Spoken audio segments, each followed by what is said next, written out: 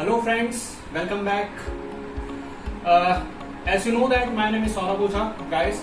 So I am sharing my interview experience with you. Last year actually I applied at various IITs. So I actually get an interview call from IIT Kanpur. So I am sharing my all experience with you guys. What are the process?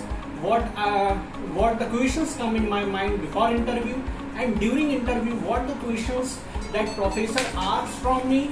Okay, so at last I will tell to you about suggestions what I given to you. Okay guys, so guys, let's start the process. If you are applied at IIT Kanpur, then you have to visit the website, the official website of IIT Kanpur, that is iitkanpur.ac.in.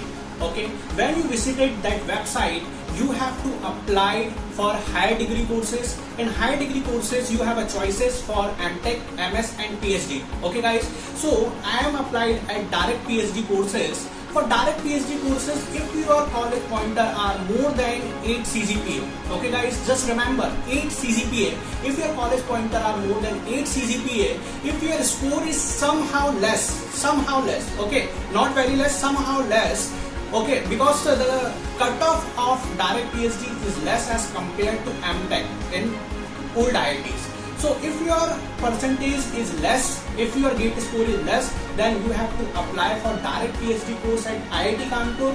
Okay, so when you are applied after 15 days, if you are shortlisted, then you can get an interview call from IIT Kanpur official website in your Gmail account. Okay, when you got the mail, after 3-4 days, you have an interview at IIT. Let's talk about what the questions come in my mind before interview.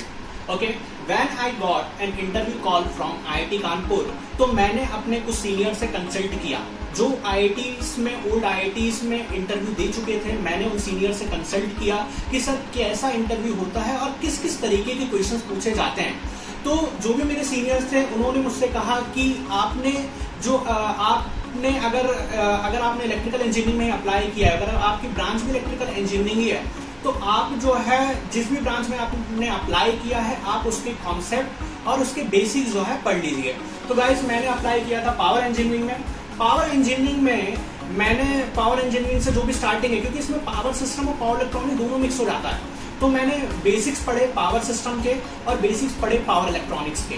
मैं basics से लेकर advance level तक ले गया था. ठीक है, power system को भी पावर इलेक्ट्रॉनिक्स को भी, क्योंकि मैंने वैसे गेट का तो कवर किया ही था. तो मुझे जो एक राउंड थ्रो करना था उसकी थ्योरी और कॉन्सेप्ट और जो इंटरव्यू क्वेश्चंस पूछे जाते हैं. ठीक है, मैंने क्यूरा से सर्च किया, मैंने यूट्यूब से सर्च किया कि उसमें जो भी लोगों ने इंटरव्यू दिया है उन्होंने बताया है कि क्या क्या क्वेश्चन उनसे पूछे गए हैं. तो आप भी वहां से रेफरेंस ले सकते हैं. ठीक है, ये आपके लिए बहुत ज़्यादा बेनिफिशियल होगा. तो गाइस, आफ्टर डॉक्यूमेंट वेरिफिकेशन मेरा इंटरव्यू जो है स्टार्ट हुआ आईआईटी में. ओके, सो आईआईटी कानपुर में जो है एक लाइन होती है जिसमें बहुत सारे स्टूडेंट बेसिकली होते हैं जो बेसिकली इंटरव्यू देने आते हैं. तो मेरा 3rd नंबर था, मैं गया तो 4 प्रोफेसर्स बेसिकली सेट हुए थे. एक रूम था, एक क्लोज रूम था, उसमें 4 प्रोफेसर्स जो है बैठे हुए थे पैनल मेंबर में और मैं बैठा हुआ था. तो उन्होंने सबसे पहले क्वेश्चन पूछा कि व्हाट्स योर नेम. तो मैंने बताया कि मेरा नाम सौरभ ओझा है. उन्होंने बोला कि in which year you are pass out. तो मैंने उनको बताया कि सर 2018. तो उन्होंने बोला कि in which college you are pass out. तो मैंने उनको बताया कि sir I am pass out from RGPV university Bhopal Madhya Pradesh. तो उन्होंने मुझसे पूछा कि in which college you have done your MTech. तो मैंने उन्हें बताया कि सर मैंने MTech नहीं किया है, मैंने डायरेक्ट PhD कोर्स में अप्लाई किया है. तो उन्होंने कहा ओके फाइन. तो फिर जो है उन्होंने मेरा इंटरव्यू जो है स्टार्ट किया. 4 प्रोफेसर्स थे, सबने क्वेश्चन पूछे हैं.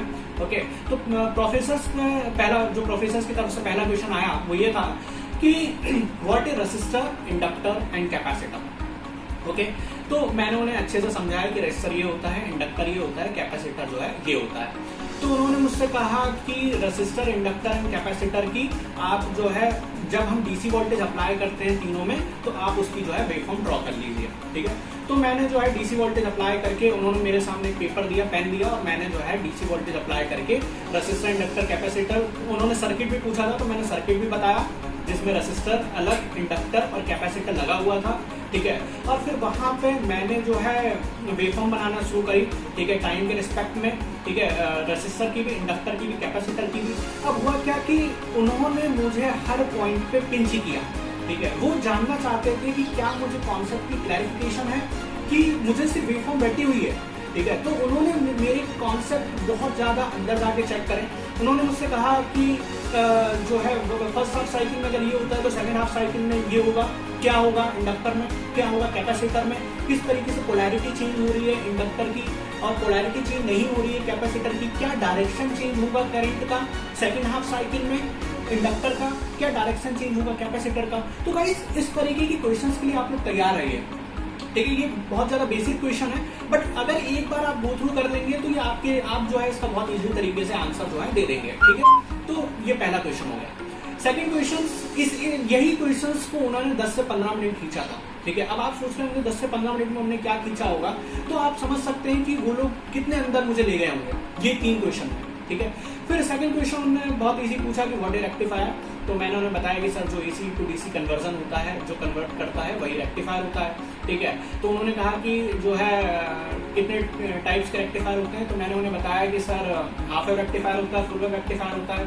तो उन्होंने मुझसे कहा कि काम करो पेन पेपर पे हाफ वेव रेक्टिफायर और फुल वेव रेक्टिफायर का जो सर्किट है वो बना दो, ठीक है। मैंने बनाया। फिर उन्होंने कहा कि हाफ वेव रेक्टिफायर और फुल वेव रेक्टिफायर की जो वेवफॉर्म है इसको बना दो, ठीक है, मैंने बनाया। अब इसमें भी उन्होंने ये जो सेकंड क्वेश्चन है इसमें भी वो लोग मुझे काफी अंदर तक ले गए थे, ठीक है। इसमें भी उन्होंने मुझसे काफी क्लैरिफिकेशन मांगा कि ये हो रहा है तो ऐसा क्यों हो रहा है, कैसे फर्स्ट हाफ साइकिल में ये हो रहा है तो सेकंड हाफ साइकिल में क्या हो रहा है, कितना टाइम पीरियड है, कब क्या हुआ, ठीक है। तो वो लोग बस ये जानने की कोशिश करते हैं कि आपने सिर्फ रट तो नहीं लिया है सर्किट और रट तो नहीं ली है वेवफॉर्म, वो ये जानना चाहते हैं कि आपको अंदर का क्लैरिफिकेशन है कि किस तरीके से चीजें हो रही है। तो अगर मैं आपसे ये कहना चाह रहा हूँ कि अगर आपने जो है अगर इमेजिनेशन के फॉर्म में चीजों को पढ़ा है, ठीक है, और कॉन्सेप्ट को काफी अंदर तक ले गए हैं, तो आप जो है इस क्वेश्चन का आंसर दे देंगे, ठीक है। तो ये है सेकंड क्वेश्चन मेरा, ठीक है। तो सेकंड थर्ड क्वेश्चन हो गया, ठीक है। तो फोर्थ क्वेश्चन उन्होंने मुझसे बहुत अच्छा क्वेश्चन पूछा था। उन्होंने मुझसे ये कहा